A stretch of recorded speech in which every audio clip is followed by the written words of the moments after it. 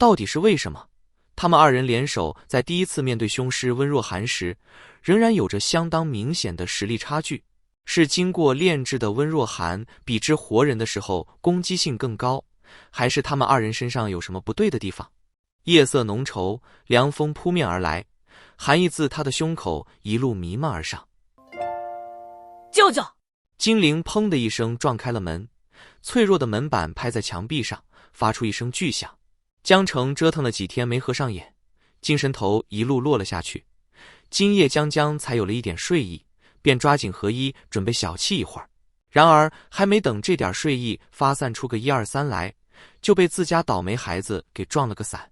江城顶着一脸的狰狞坐了起来，瞪着金铃，预备着要是听到他说撞他的门是因为做噩梦了，就一鞭子把他抽下楼去。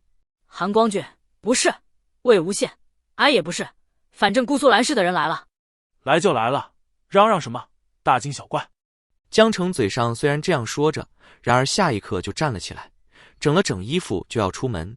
甫一推开门，走廊上就并肩走来了2个仿佛一个模子刻出来的人。纵是刚刚听到金陵提到了韩光俊3个字，然而此时乍一看见，江城仍是有些不明不白的莫名感。他怎么觉得这个蓝忘机好像刚刚差点对着他笑了？江城连忙收回眼，假装打量自己房间正对着的墙壁，心里仍是一阵恶寒。该不会是几天没睡瞎了吧？蓝二见了他不瞪他都是因为懒的，哪里会笑？江宗主。蓝曦臣反倒是看起来比前几天更焦虑了些，一向温润如玉的眉目，此刻正向每一个见到他的人展示着何为愁苦。江城确认应当是自己恍惚了之后，转过身来冲蓝曦臣点了个头。蓝宗主，你们这时间到访，有何事相商？说来话长。蓝曦臣对着他勉强笑了笑，不如找个地方先坐一坐，我们慢慢说。江城一个好字还未出口，那边的蓝忘机却率先阻了他的话音。那麻烦泽无君先给他说吧，我还是先去山上看看，横竖找不到蓝湛，我也睡不着觉。什么意思？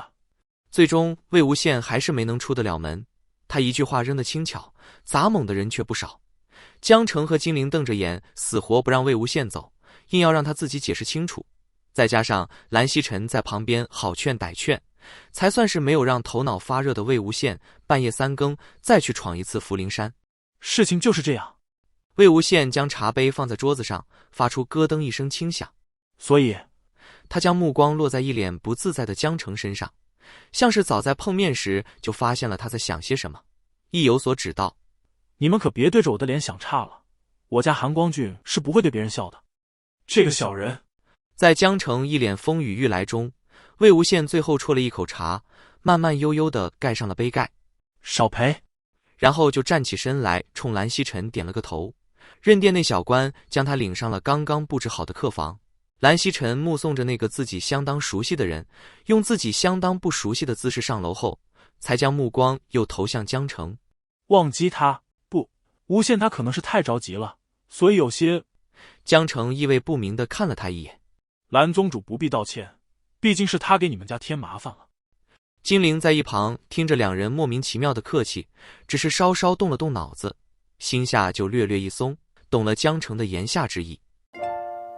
魏无羡尽量端着姿态进了屋子，那小官将他引到屋门口后就离开了，留下他一个人推开了房间。刚进门，他就飞快地完成了关门、拴门等一系列动作，连灯也未点，顺势靠在了门后，重重地喘了口气。附体不稳的灵魂震颤已经不那么明显了，然而他却并未因此而好受多少。此时距离他和蓝忘机那日遭袭已经过了整整5个日夜。5天里，江城与金陵以为生死不明的是魏无羡，因此一直没有停止过搜寻。江家与金家出动多少人，蓝家又出动多少人？倾3大家族之力，历时5天，遍寻周边大小镇，却仍然没有一点消息。到底是谁能有这么高的轨道修为？为什么之前一点风声也没有捕捉到？为什么那人独独抓走了我的躯壳？我有什么地方是他能用得到的吗？魏无羡靠在门板上，将头向后轻轻撞了撞，却又想起这是蓝忘机的身体，只好停了下来。怎么才能找到？怎么才能找到？怎么才能……魏无羡无意识咬了咬自己的下唇，口感不错，又伸出舌轻轻舔了舔。幸好没人，否则见到韩光俊做这样的小动作，怕不是谁看了谁就得疯。这样空想也不是办法，趁还有几个时辰天才会亮，不如抓紧时间休息一下，明早起来再做记忆。这样想着，魏无羡又舒了口气，抬手揉了揉脸，径直走向了自己的床。然而刚在床边坐下，他就感觉左手手指上有什么东西在微微发热。魏无羡低下头去，抬起手来看了看，低低念道：戒指，结魂戒在发热。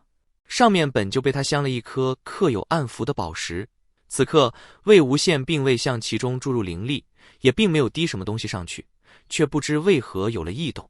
这颗宝石本就不是纯天然的，是魏无羡用了很多奇奇怪怪的材料淬炼出来的。为了让这两颗宝石之间联系更笃，他还加了一味很奇妙的材料，是2只壁虎的尾巴。壁虎的尾巴脱离自身之后，仍然可以活蹦乱跳。然而，如果是一对已经互为配偶的壁虎，它们的尾巴甚至可以在离体后交缠在一起，非大力不可分开。魏无羡曾经闲着没事儿在外面乱逛的时候，就发现了这么一对尾巴，他看得有趣，便收了回来。后来在制作宝石的时候，将2个尾巴解开，分别融了进去，2颗宝石之间便有了吸引力，又用了其他材料和暗符将这个吸引力加强，使其感应彼此的能力更强。但是具体会呈现什么状态，魏无羡并不知道。戒指一直放在一起，刚拿出来就遭逢急变，魏无羡也没顾得上仔细研究。此时戒指发热，是因为感应吗？他心念电转，连忙站起身来，在屋内乱转，伸着爪子探来探去，想知道在哪个位置热度会达到最强。然而一点点大的房间，转上7、8圈也不过1刻的时光，戒指的热度却慢慢降了下来，很快就又变得与他的体温无二。他眼看着淡淡的黄光慢慢暗淡下来，一句卧槽堪堪卡在唇间，只好气闷地捶了记床。